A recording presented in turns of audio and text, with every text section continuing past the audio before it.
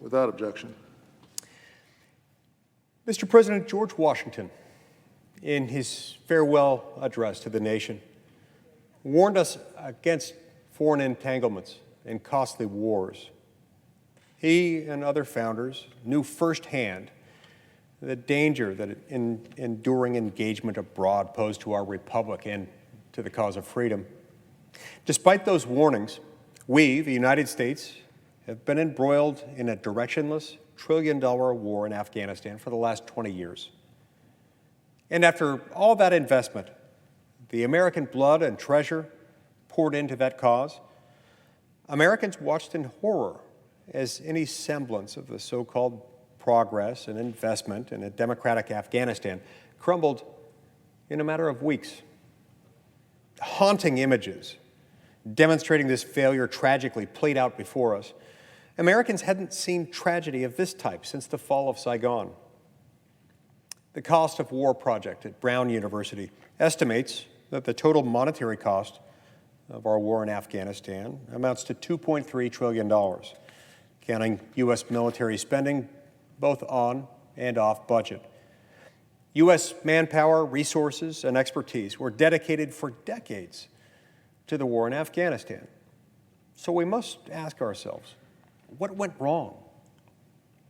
Mr. President, I rise today to explain how the erosion of Congress's constitutional war-making role permitted and, in fact, enabled these very failures.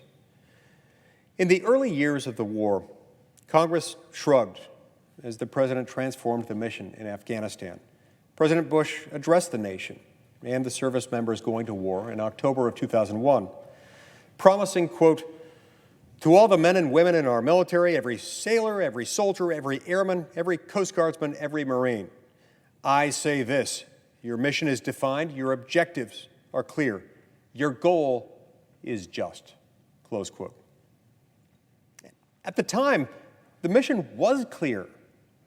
The goals were to capture the terrorists responsible for the September 11th attacks, neutralize the threat posed by al-Qaeda in Afghanistan, and ensure the Taliban was not strong enough to provide a safe harbor to al-Qaeda.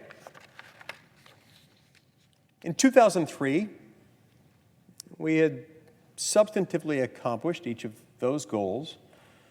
Though killing Osama bin Laden would take until May of 2011, the Taliban had fallen and the leaders of al-Qaeda went into hiding outside of Afghanistan. And yet, despite this reality, the Bush administration shifted the mission to physically rebuilding Afghanistan and reshaping the country's government and culture as if to mirror our own. Even as the mission in Afghanistan was changed dramatically and unrealistically, Congress did not repeal or replace or amend the 2001 authorization for the use of military force in Afghanistan. The Constitution charges the legislative branch to not only fund, but also declare and oversee wars. And yet, Congress seemed unaffected by the rather dramatic change in mission and strategy. As a result, the war continued for longer than it should have, much longer, as the United States continued to lose tax dollars, lives, and any attachment to the original goals, all at the same time.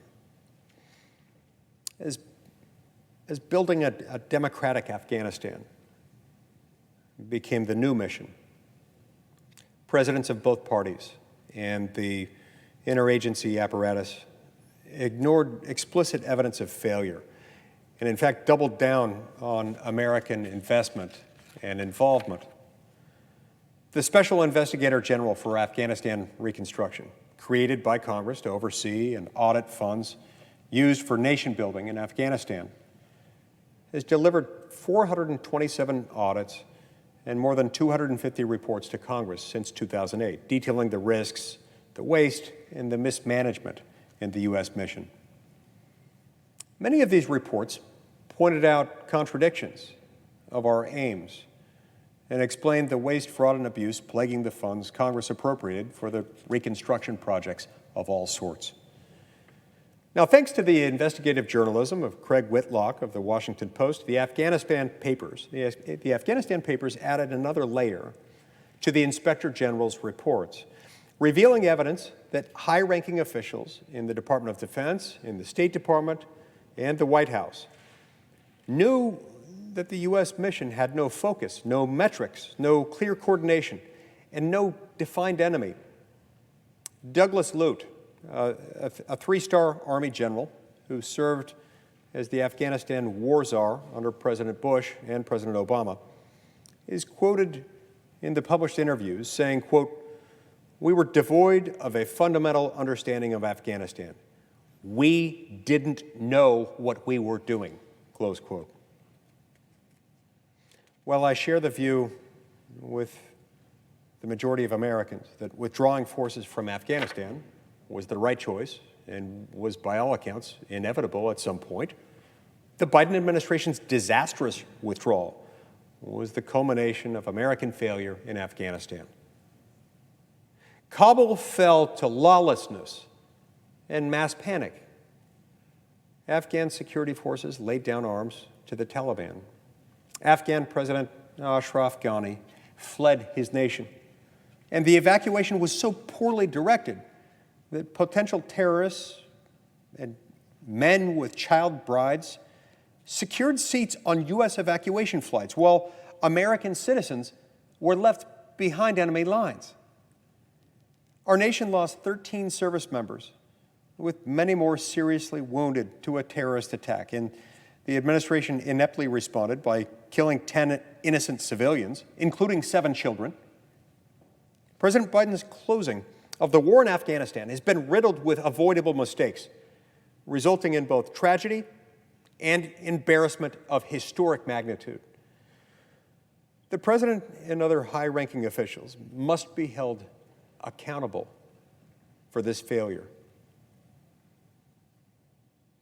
Anyone else engaging in such mismanagement of our actions in a theater of war would surely be held accountable. They must too.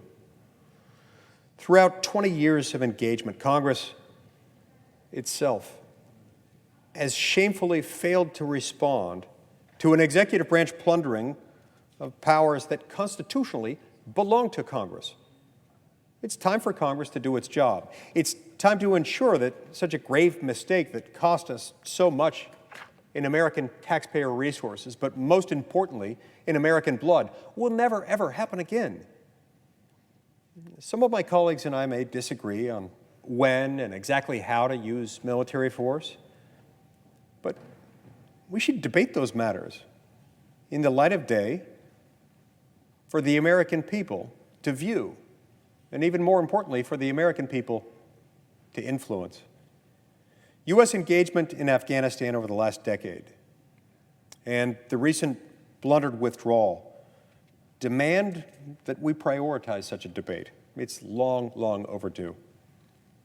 That's why I, along with my colleagues across the aisle, Senator Chris Murphy and Senator Bernie Sanders, introduced the National Security Powers Act, which would restore Congress's role in national security decision-making. This is an opportunity to protect our constitutional order. American citizens, and especially those who serve in our military, deserve nothing less. Despite our political differences, as members of the branch of government most accountable to the people, we feel the weight of American blood and treasure sacrificed in our nation's wars. We may not have all the answers. I certainly don't claim to have them. But we put forth a really thorough, well-reasoned, much-needed set of reforms to ensure that America is not thrown into another endless war without continual congressional input. Congressional input that's not just helpful, it's not just a good idea, but congressional input that's actually required by the Constitution itself. It's that kind of input that's been neglected.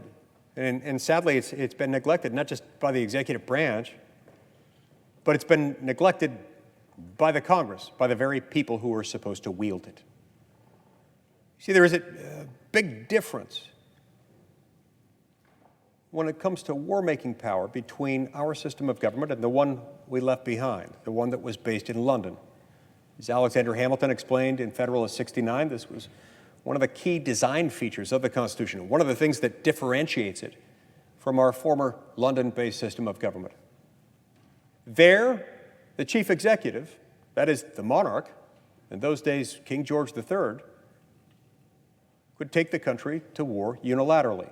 It was up to Parliament then to figure out how to fund it. Our founding fathers decided to make a break from that practice. They did not give this power to declare war to the chief executive. No, they gave that power only to the branch of government that would stand accountable to the people at the most regular intervals, the legislative branch. When we denigrate this role, when we minimize this responsibility, when we shirk this duty, we do so to our own everlasting shame and in violation of the oath that each and every one of us has taken to support the Constitution of the United States. In this republic, Mr. President, Congress can no longer sit idle while the executive alone decides the fate of our nation's wars and those who fight in them.